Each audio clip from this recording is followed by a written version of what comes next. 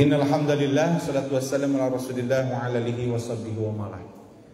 Anak-anakku yang berbahagia, alhamdulillah pada kesempatan hari ini ada beberapa hal yang Bapak akan sampaikan dalam materi sederhana sebetulnya ya. Materi sederhana ini sebagai nasihat buat pribadi saya ya, dan untuk kalian semua sebagai anak-anak Bapak ya. Yang pertama adalah, pesannya adalah, nih Ramadan ini adalah satu bulan yang disiapkan oleh Allah Subhanahu wa Ta'ala supaya Ramadan ini bisa mempengaruhi kepada bulan-bulan yang lainnya. Jadi kita sebagai umat Islam bersyukur sebetulnya ada satu bulan di mana Allah siapkan untuk 11 bulan ke depan. Ada satu kalimat dalam hadis riwayat Imam Muslim. Perhatikan nih. Malu nih. Soalnya saya langsung tuh kelihatan laki-laki yang ngobrol yang perhatikan. Kata Rasulullah itu begini. Sholawatul khamsah. Sholat 5 waktu. Ya. Al-jum'ati ilal jum'ah. Jumat ke Jumat. Ramadan ila Ramadan. Di bulan Ramadan kepada Ramadan itu bisa menghapus dosa-dosa kecil kita. Yukaffirus sayyi'ah. Kalau dosa besar harus taubat, taubatan nasuha. Dosa besar itu seperti ngomongin orang, gibah itu dosa besar. Berzina, berjudi, mabuk ya. Ya. Itu adalah dosa besar. Kalau dosa-dosa kecil apa contohnya? Ini saya bawa uang nih. Ya bonus dulu deh. 10.000 buat nanti buka beli tajil. Ayo. Coba kalian sampaikan yang kalian tahu. Contoh dosa kecil. Nggak pegang handphone kan? Nah, kalau pegang handphone kan cepat searchingnya. Ayo Egan. Nah, Ella, apa lah?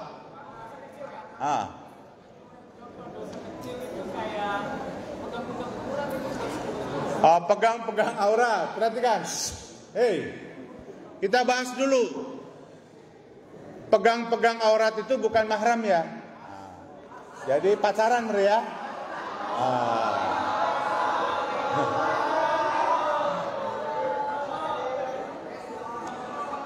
Coba perhatikan Bapak. Ini kan sambil santai tapi serius. Anak-anakku pegang-pegang tangan yang bukan yang lawan jenis lah. Itu kalau dengan sengaja, kalau tidak sengaja nggak mungkin dipegang ya. Itu mah kena saja itu ya. Itu pun dalam kereta biasanya ya. Perhatikan. Sebetulnya dalil terkait masalah perzinahan di dalam Al-Quran itu kalimatnya Allah tidak melarang. Tidak melarang ngomongnya jangan berzina, tidak kalimatnya. Tapi kalimatnya itu a'udzubillahi minasyaitonirrajim wala taqrabuz zina innahu kana fahisatan wa sa'as sabil. Jadi kata Allah jangan kamu mendekati zina karena itu perbuatan yang sesat ya. Rizum min amalis syaiton, perbuatan setan. Jadi Egan memegang bukan mahramnya dan bukan waktunya pada saat pacaran, ini sebetulnya dosanya besar. Gitu ya. Jadi berzina itu dosa besar.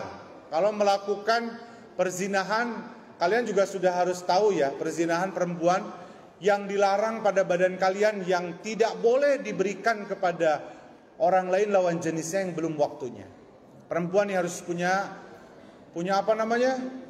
Punya nilai yang mahal ya. Coba lihat ke barang ya. Ke barang. Ketika kamu beli sarung saja. Nih, kalau kamu beli sarung yang murah, yang sedang dan yang mahal itu bungkusnya sudah beda. Benar gak? Iya. Apalagi kalau bicara perak, emas, berlian, mutiara dan seterusnya. Kalian sudah tahu lah itu. Di dalam sarung aja yang sederhana kamu beli sarung yang 30.000, yang 40.000 itu bungkusnya nggak keren. Coba kamu beli sarung merek BHS. Oh, itu kan BHS itu terkenal lah ya, sarung mahal gitu ya.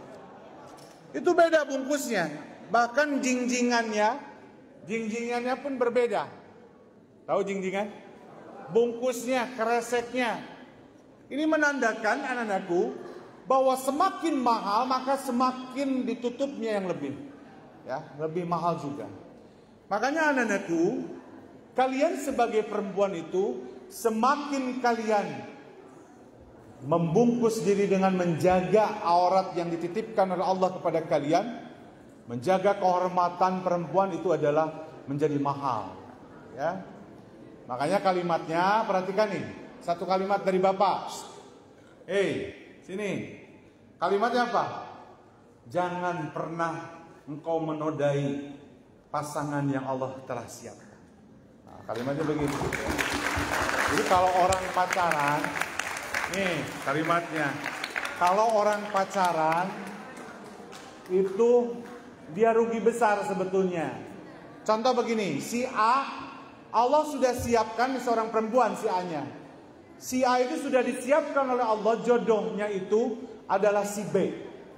Karena jodoh ini bukan kodok, tapi takdir, qadar. Perhatikan nih.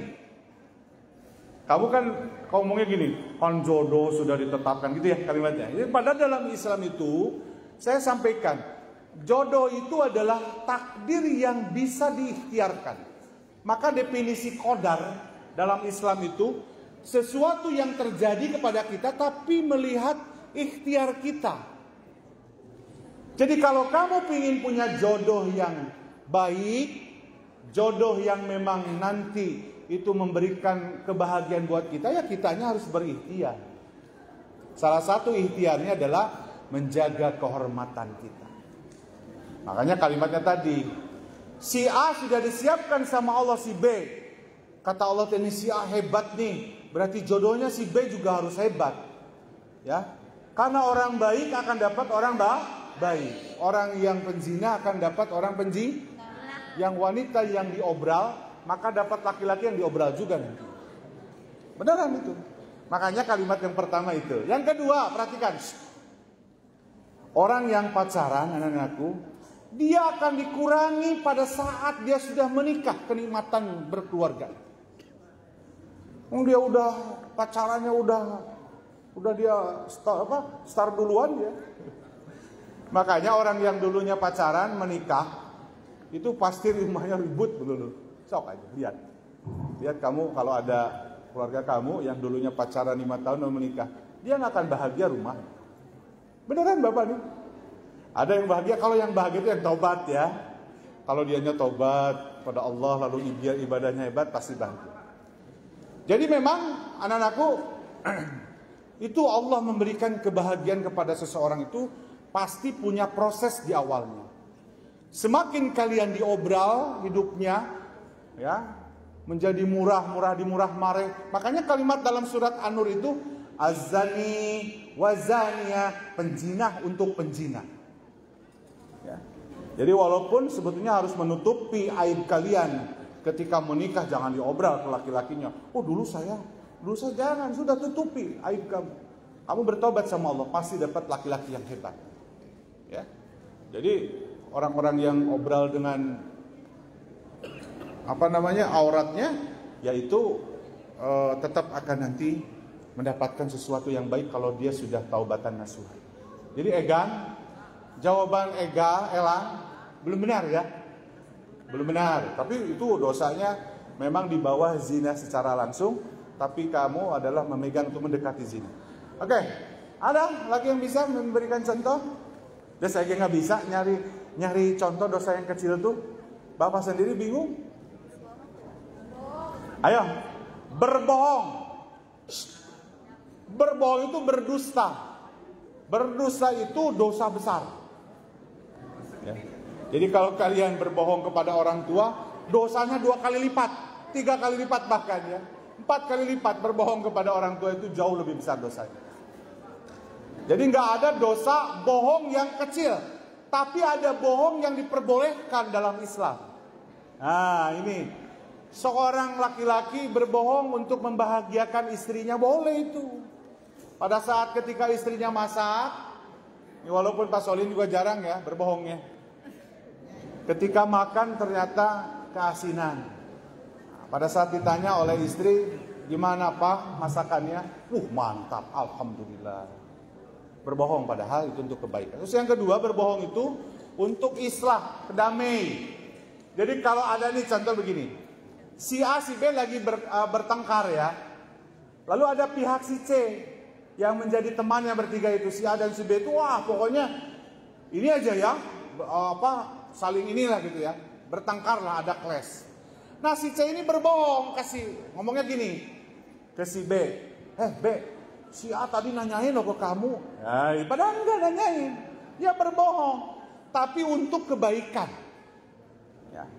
Jadi diperbolehkan dalam Islam berbohong itu. Selain itu tidak bisa. Kalau lagi dalam peperangan, ya itu boleh ketika seseorang lagi peperangan berbohong untuk menyelamatkan pasukannya, itu boleh. Jadi untuk kebaikan berbohong itu boleh. Tapi tidak ada satupun kalimat yang harus kalian bangun bahwa berbohong kepada orang tua untuk kebaikan, nggak ada. Coba contoh. Untuk kebaikan apa orang tua ngomong yang bohongnya? Ya, harus jujur sama orang tua. Ya. Yang boleh itu suami istri ya. Suami istri boleh ya. Walaupun ya berbohongnya bukan berbohong yang sifatnya ketika seorang laki-laki melakukan pernikahan lebih dari satu. Nah, jadi punya istrinya dua. Nah. Sini bohong, akhirnya kebohongan terus ya. Nah, itu nggak boleh. Ya. Bohongnya pada posisi ketika dalam hal-hal seperti di pakaian ya. Seorang istri kepada suaminya, Bapak, Papi, atau apa, ya, Beb, ini bagus gak saya pakai baju ini? Nah, ngomonglah di situ, laki-laki bagus, cakep, cantik, dan sebagainya. Ya, oke. Ada lagi? Sudah cukup dulu ya. Jadi perbuatan dosa kecil itu, anak-anakku, salah satu adalah ngelamun. Ngelamun itu dosa kecil. Woi, tapi ngelamunnya jangan kelamaan ya. Tulul amal disebut ya. Jadi ngelamunnya lama gitu ya. Sampai tuntas cerita ngelamun itu. Suka ada yang tuntas ceritanya? Ngelamun punya uang 100 juta. Lalu uang itu kalau saya gunain beli motor, beli panjang ngelamunnya ya. Akhirnya sampai 1 jam ngelamun, tapi jarang ya ngelamun 1 jam. Ini adalah salah satu perbuatan yang sebetulnya tidak boleh dilakukan oleh kita. Makanya akan hapus dosa kecil itu. Apa yang pertama yang bisa menghapuskan dosa-dosa kecil kita itu? Yang pertama adalah sholat 5 waktu. Tadi kalian sholat subuh, lalu nanti menjelang zuhur, maka Allah akan hapus dosa-dosa kita ketika sholat zuhur. Dari sholat subuh ke sholat zuhur. Dari sholat zuhur ke asar dihapus. Dari asar ke maghrib, maghrib ke subuh. Luar biasa ya. Jadi Allah itu kasih bonus, kata Rasulullah, menghapus dosa hambanya ketika mereka melakukan sholat 5 waktu. Ini kan luar biasa anak-anakku. Makanya kalau ada orang yang tidak masuk surga itu rugi besar sebetulnya. Karena pahala kita itu banyak. Yang kedua, al-jum'ah ila jum'ah. Dari Jumat ke Jumat. Jadi kalau kalian serius Jumatnya, perhatikan nih. Kalau serius Jumatnya lalu nanti pada saat Jumat berikutnya, maka Allah akan hapus dosa-dosa kecil kita pada saat proses 1 pekan itu. Tapi dosa kecil, awas, dosa besar mah tetap harus bertaubat.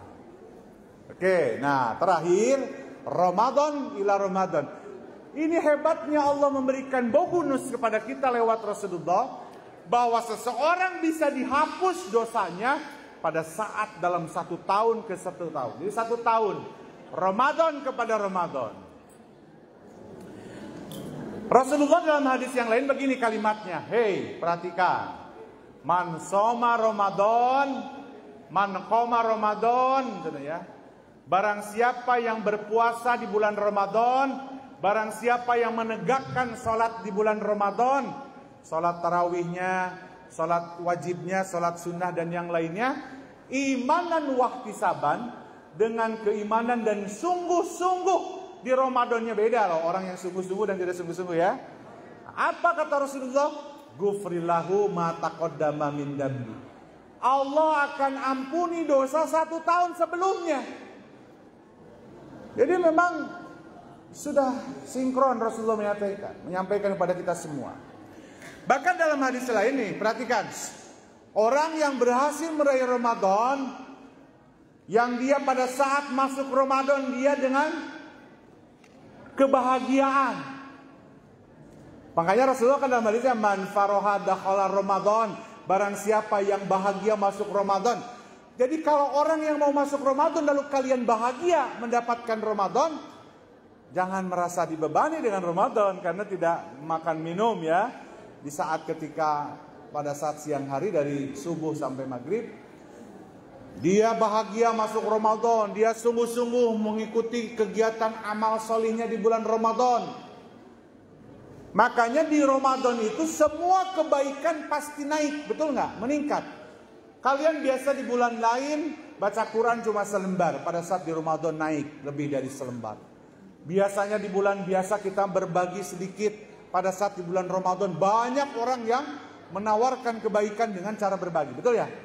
Tajilnya, buka saum bersamanya, untuk bukaannya, infak sedekahnya. Kata Rasulullah, itu disebutkan kal yauma. Malu nih Bapak lihatnya. Ini disian tuh kamu tuh lihatin ke kamu. Malu kalau kamu lihat SMK 2 ngobrol Pak sekolahnya lagi ngomong, malu tuh. Perhatikan sini. Kata Rasulullah SAW, barang siapa yang tadi dilakukan di Ramadan imanan wahtisaban, sungguh-sungguh di bulan Ramadan itu diampuni 1 tahun. Di dalam hadis yang lain Rasul mengatakan kal yauma waladats ummuhu, seperti bayi yang lahir. Makanya saya pernah sampaikan dalam kajian itu, tanggal 1 Syawal maka disebut hari raya Idul Fitri. Idul Fitri, kembali kepada fitrah. Jadi, siapa mereka yang kembali kepada fitrah? Yang mereka yang berhasil meraih Ramadan bersih. Nah, kita mah kadang gagal di malam tanggal 1. Malam tanggal 1 sudah gagal ya, malam Syawalnya. Malam Idul Fitrinya sudah gagal. Apa yang laki-laki nongkrong, gitar-gitaran. Merasa besok tidak lagi saum, besok makan ketupat, kan gitu ya. Bebas, merasa di penjara oleh Ramadan. Pada saat tanggal 1, malam tanggal 1 merasa udah bebas. Seperti seorang narapidana keluar dari Paledang, dari penjara. Wah, menghirup udara. Padahal orang mah banyak yang bersedih pada saat ketika mau malam tanggal 1 itu. Ya. Maka ciri orang yang sebetulnya dia meraih Ramadan, lihatlah di malam tanggal 1. Kalau malam tanggal 1 bergadang, nongkrong, lupa lagi ke sholat malamnya, baca Qurannya lupa, subuhnya kesiangan lagi, waktu sahurnya dilewati, berarti dipastikan orang tersebut tidak pernah meraih Ramadan. Makanya Rasulullah dalam hadisnya begini, kam shaimun, banyak orang puasa kata Rasulullah.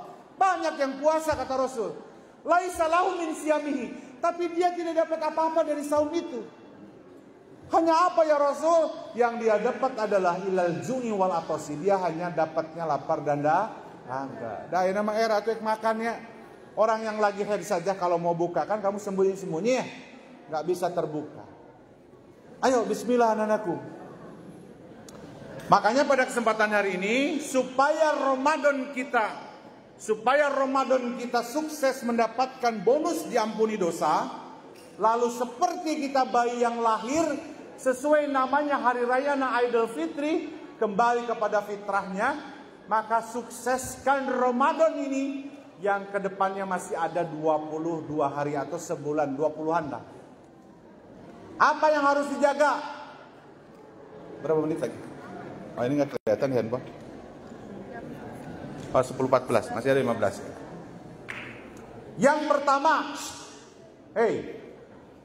kalian yang pertama harus menjaga, menahan, kan saum itu al-imsak. Imsak itu, imsakiyah, itu adalah batasan, menahan kalimat.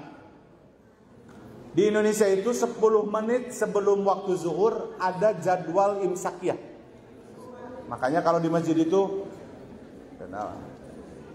disampaikan oleh petugas masjid itu, imsak, sudah harus menghentikan. Walaupun sebetulnya di 10 menit itu masih diperbolehkan kalau kesiangan ataupun kita untuk minum dan bersahur, silahkan. Kita jangan diperdebatkan, tapi itu adalah kehati-hatian mazhab Imam Syafi'iyah bahwa 10 menit sebelum waktu subuh itu ada imsak. Imsak itu bahasa kitanya menahan. Ya.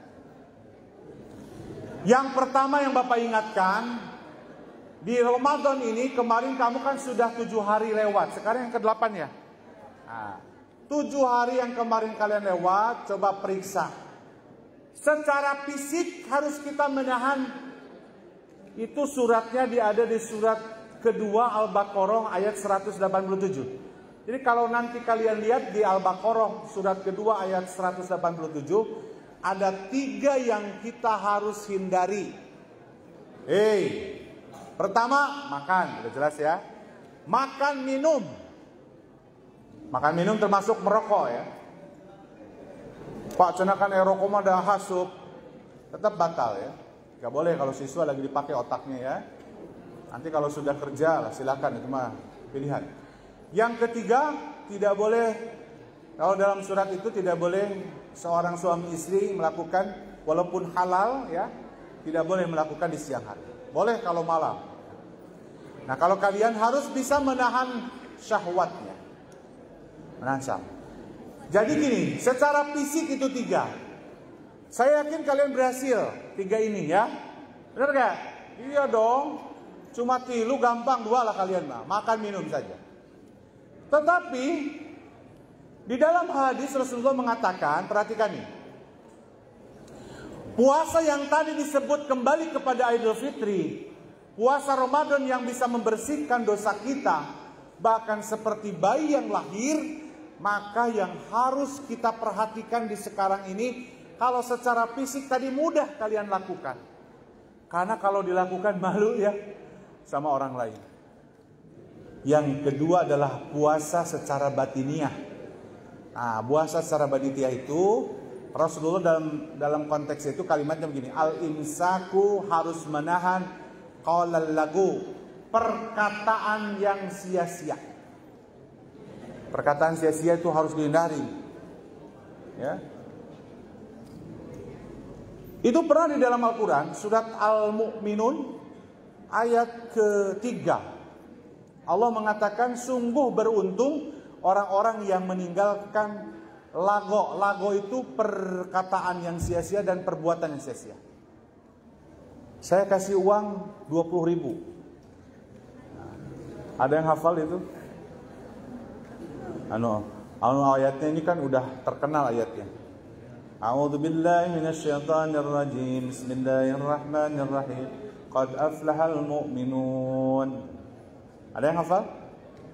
Ini kan ayat sudah terkenal nih. Nah, ada kalimat di ayat 3-nya, walladzina hum 'anil lagwi mu'ridun. Orang-orang yang selalu terjaga menghindari lago.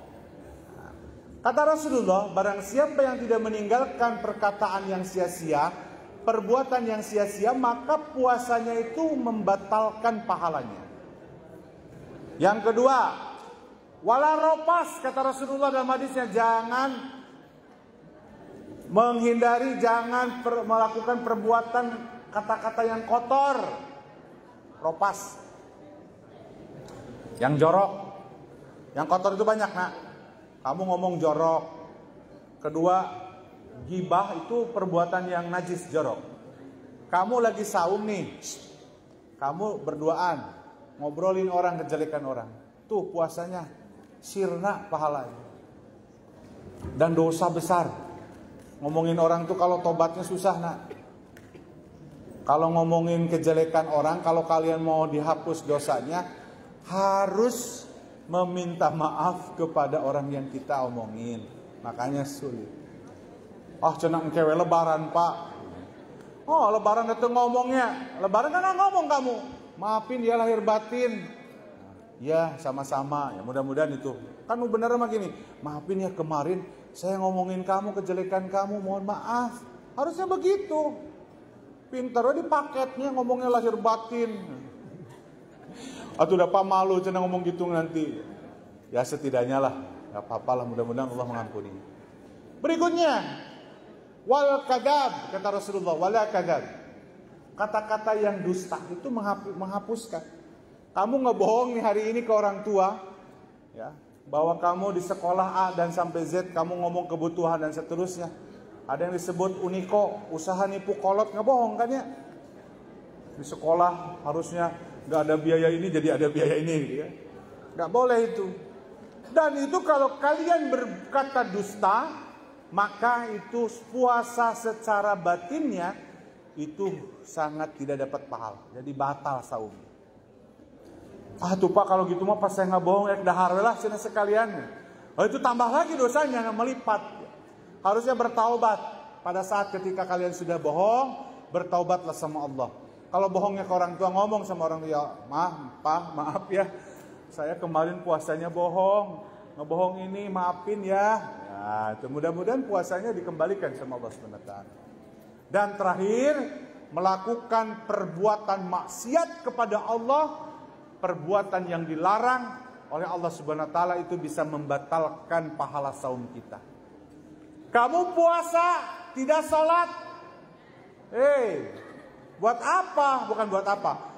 Puasa pahalanya itu akan sia-sia karena sholatnya tidak dilakukan. Kalian puasa tapi mengumbar syahwat itu nggak boleh. Puasa, ayo pacaran Islami bersaum. Nggak boleh ya, ada naku. Nah itu yang harus dijaga. Kalau itu semua tadi dijaga oleh Allah, oleh kalian semua, maka Allah akan memberikan kepada kita sebetulnya bonus di Ramadan itu adalah menghapus dosa-dosa kita dalam satu tahun. Makanya kembali kepada fitrah, kita kembali kepada manusia menjadi bersih dari dosa. Lalu kalimatnya adalah setelah bulan Ramadan itu bulan apa anak-anakku? Syawal. Oke. Kasih uang 10.000. Konsentrasi. Langsung angkat tangan. Setelah bulan Ramadan itu bulan Syawal. Belum. Arti daripada Syawal adalah,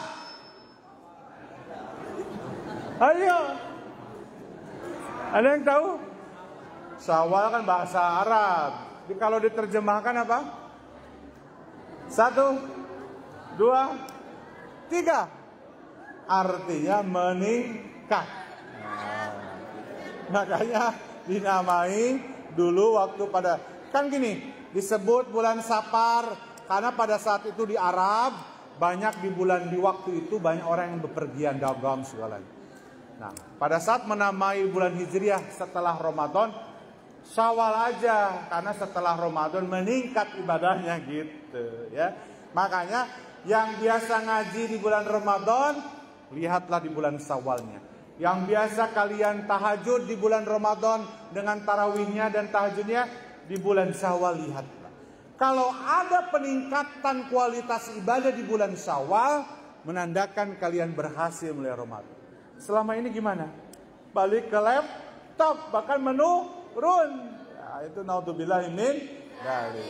Itulah anak-anakku figur orang yang nanti yang disebut bahwa saum itu akan memberikan dampak ke 11 bulan ke depan, di mana pelajaran di bulan Ramadan itu semua ibadah yang kita lakukan meningkat pada saat di bulan Syawal itu, dan hafid, rayagu, muharram dan seterusnya itu adalah tetap kita istiqomah dalam ibadah, gitu ya.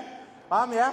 Nah, paham. Ayo jangan sampai di bulan Ramadan tahun kemarin kita menurun ibadah kita. Bismillah, di tahun ini kita tingkatkan setelah Ramadan. Kita harus mendapatkan kemenangan menjadi hamba yang luar biasa. Barang siapa yang di bulan Syawal mendapatkan hidayah Ramadan, mendapatkan keistimewaan Ramadan, ketika seseorang itu dipanggil oleh Allah Subhanahu wa taala, maka nanti yang dirindukan oleh satu pintu, ayo konsentrasi, Ada 8 pintu di surga yang merindukan kepada orang-orang yang saum. Pertanyaannya, pintu apakah itu? Angkat tangan. Ayo, bonus. Pintu apakah? Kasih uang nih. Ya.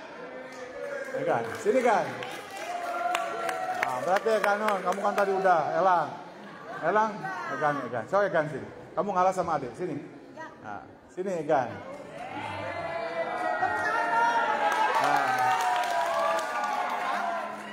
Apa? Pintu apa namanya? Pintu surga. Ya. Pintu surga namanya. Kan pintu surga ada 8. Ada babul Quran, pintunya untuk masuk orang yang Al-Quran. Ada pintu babus sedekah, ada yang memang ahli sedekah. Nah, ketika bicara puasa, orang berhasil melihat Ramadan lalu ketika Allah panggil, maka ada satu pintu yang rindu kepada orang yang saum, itu namanya pintu belum tahu. Ya duduk, berarti nggak apa-apa. Ya pintu surga namanya apa? Pintu surga kan ada 8 ya kan? Nah, salah satu pintu namanya untuk orang yang ahli saum. Nah, itu namanya ada istilahnya. Nggak tahu? Nggak apa-apa. Duduk. Nggak apa-apa duduk. Elang tahu namanya? Pintu ahli saum.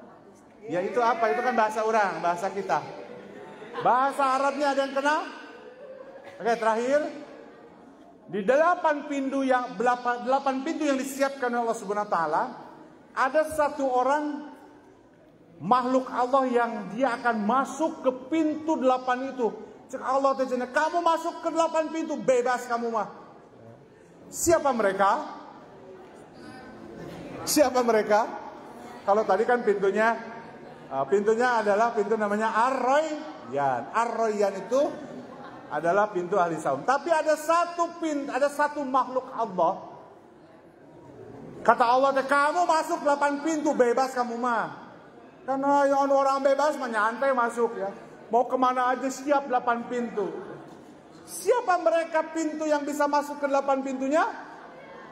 Angkat tangan. Saya. Bukan, ini dalam agama. Kalau saya ya mudah-mudahan kita doakan kalian semua.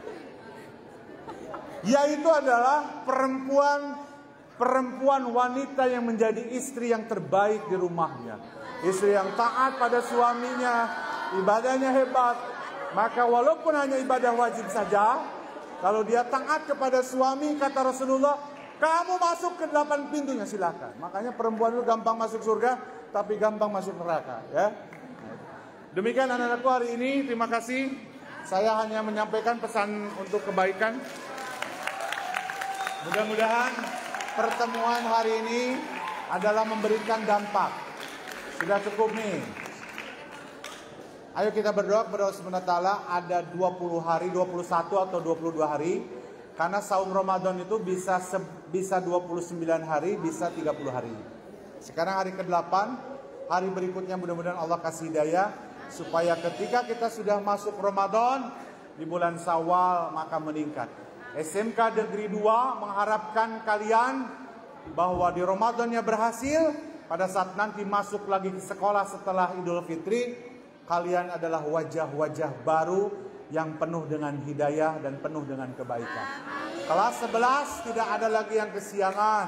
Kelas 11 tidak ada lagi yang tidak nurut sama guru, tidak nurut sama orang tua.